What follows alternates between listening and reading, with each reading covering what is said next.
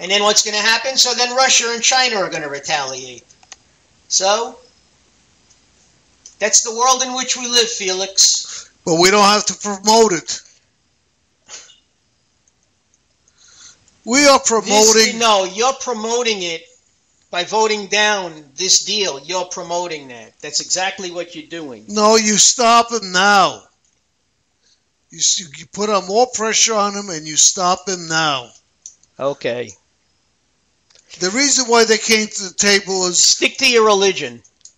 No, Mark, you should stick to... You're not thinking, Mark. The reason why they came to the table is because all the sanctions were working. Otherwise, they would have never spoken to us. Well, they wanted their $100 billion back. There were a lot of reasons why they came to the table. And what did they give up? Well, they agreed in principle to certain things. Whether or not it comes to pass, that's where the idea of trust comes in, Felix. Well, I can never trust a country that says they're going to blow us up. Bottom line. Forget about Republicans, Democrats, and by the way... Why? Kennedy did. Khrushchev came to the UN and said, we will bury you. Okay? The Cuban Missile Crisis. Kennedy dared them. Okay? Cuba turned and Russia turned their ships around. Exactly. They didn't negotiate with them, though. He gave them an ultimatum. Yeah, but we're negotiating. We're not doing anything. We're negotiating with a terrorist nation. Why? And communist Russia at the time was not a terrorist nation? We didn't negotiate with them. We put our foot down. We're not putting our foot down with Iran. We're not doing anything. Yeah, we are. Because part of it has to do with trust. You just have a thing about trusting, that's all. I can't trust somebody that's holding hostages that wants to kill me, wants to kill you. And that's your opinion. Wants to kill all Jews. Okay. Why would you want to negotiate with a country that wants to kill all the Jews? Because, as I said before, 60% of their population is less than 35. Those people want to live to a ripe old age. People under 35 don't know what's going on anywhere in the world. They are brainwashed. What do you think? They know what's going on? How can you say they're brainwashed? Do you know what goes on? No. But I know that they are more worldly than you give them credit for. You think, huh? Just like all the... look how worldly ISIS is. They know the internet. They know everything. ISIS, you're talking about a totally different game here. You're talking about terrorists of the worst kind who kill women and children, who cut off the heads of innocent people. You can't talk to them, okay?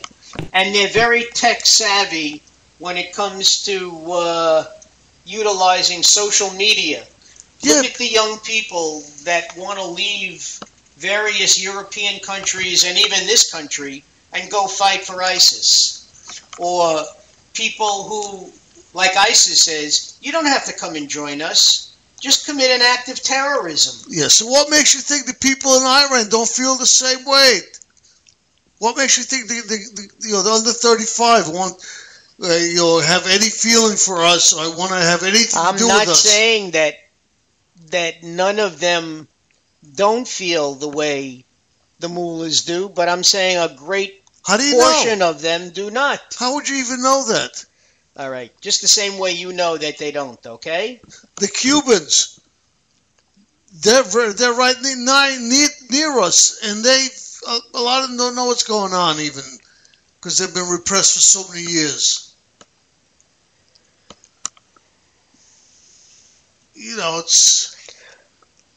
To me, it's just ludicrous to deal with a terrorist nation.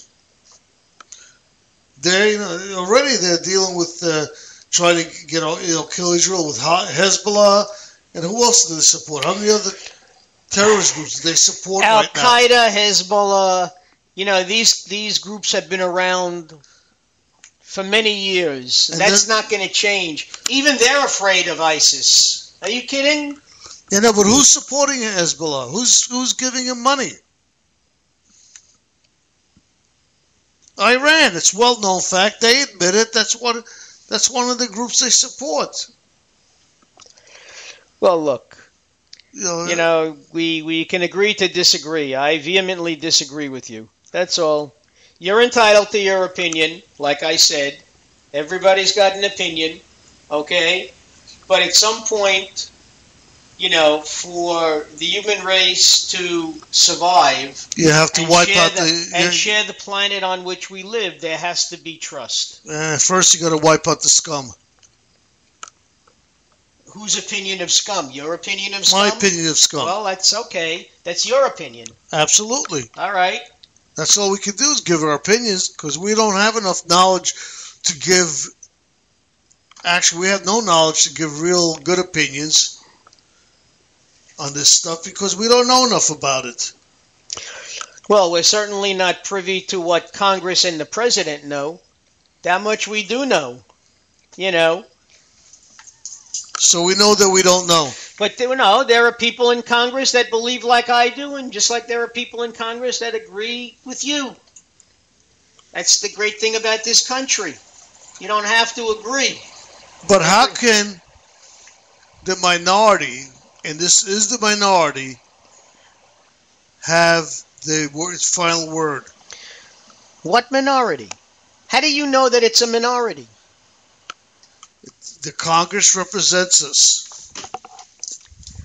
The Senate represents us. And according to the Constitution, the president needs 1/3 plus one vote to override Congress. Okay? Well, he has that support. Well, and he's going to be president for another year and a half. And the bottom line is, when the next president comes in, even the experts are saying anybody coming in who has an opposing view of this agreement has to at least wait and study what's going on before they say all these, Cruz and the rest of them, Rubio, they're all saying that I would rip up this agreement. You can't do it. No, but actually, I want to know why this isn't a treaty. What? Why isn't this a treaty? This agreement? I have no idea. I don't know what constitutes a treaty. Well, from what I've heard, and again, this is just speculation, the reason why Obama didn't make it a treaty, because a treaty, 3/4 of the Congress have to approve it. So he went around everybody. He went to he negotiated with the United Nations. Well, but a treaty, from what I gather, a treaty can't be broken. Okay, that's why the Republicans are saying if a Republican becomes president, we're going to overturn this. Okay? I don't know if they can, I'll be honest with you. Once it's done, it's done. The harm is done. But if this is, knowing very limited information. Hey, look, and I got news for you. To me, this appears to be a treaty. It's an agreement between two countries. Netanyahu came here and spoke to Congress. The president of a foreign country came here. All right, he got a rousing round of applause, blah, blah, blah. Saying what a terrible deal this was. Israel would never put up with Obama or Reagan or any president going to Israel and telling them that, whatever agreement Israel is going to reach is detrimental to the rest of the world. They would tell them to go screw themselves. You can only do that stuff in America, where we have freedom of speech, thank God. Well, you also have freedom of speech in Israel. Netanyahu would not put up with Obama going to Israel and saying anything contrary to what Netanyahu believes, okay? He got free rein. Just like he's against a two-state solution in Jerusalem. I have news for you. Even though, and I said this before, even though in Israel when you turn 18, okay, every Israeli, man or woman, knows that they have to serve 2 years in the military, okay, bottom line is, all this young generation in Israel knows, whether they're Palestinian or Jewish, is war. War and bombing, okay? At what point do you say enough is enough and you try to compromise? Well, they have tried to compromise, and there's been no success. How? There's never been any talks, peace talks over the years. You know, they tell, don't expand to the West Bank. So you have Orthodox Jews who say, screw you, this is our country. If we want to go to the West Bank, we'll go to the West Bank. Okay? And they push the Palestinians off the land. All right? You know what that's like? That's like manifest destiny in this country. This country belonged to the Native Americans. This was all Indian country. The white man came here and pushed the Indian onto reservations. Why? It wasn't our land. All right, then we should give it all back to the Indians. Yeah, maybe they could do a better job than we are. We've got a caller. Are you there? I am, guys. How's it going? Good hey, evening. Chad, how are you? Oh, I'm wonderful. Wonderful. I'm very blessed, highly favored of the Lord. Thank you for having me on. Well, always a pleasure. Always a pleasure. How you been? Very good. I'm listening to you guys go back and forth on this. It's kind of shocking to me to hear this coming out of Mark's mouth. I'm very wondering what his view is on Israel. Well, I'm 100% in favor of Israel, but like I said to Felix before, just like compromising in this country, okay, I believe Israel has to learn to compromise, all right? And I know that you're taking a chance. You're always taking a chance when you compromise with an enemy, okay? And, you know, it's a shame. It's a shame that in this country, Democrats and Republicans can no longer work across the aisle, and they look at each other, you know, with venom. You know, I mean, to the point where on some of these late night talk shows, and it's been reported already, if a Republican and a Democrat is supposed to be on the show, they are in separate green rooms because they don't even want to be in the same room together. Okay? Well, it's no different than in Israel. And like I said, I'm a firm believer in Israel's right to existence. Okay? And I know that Yasser Arafat spoke through both sides of his mouth, and I wouldn't trust anything he said. Okay? But the world is a different place, and if you're hoping to maintain some sort of peace worldwide, each side has to give a little and learn to compromise and trust. Okay? Because the end result is total world annihilation.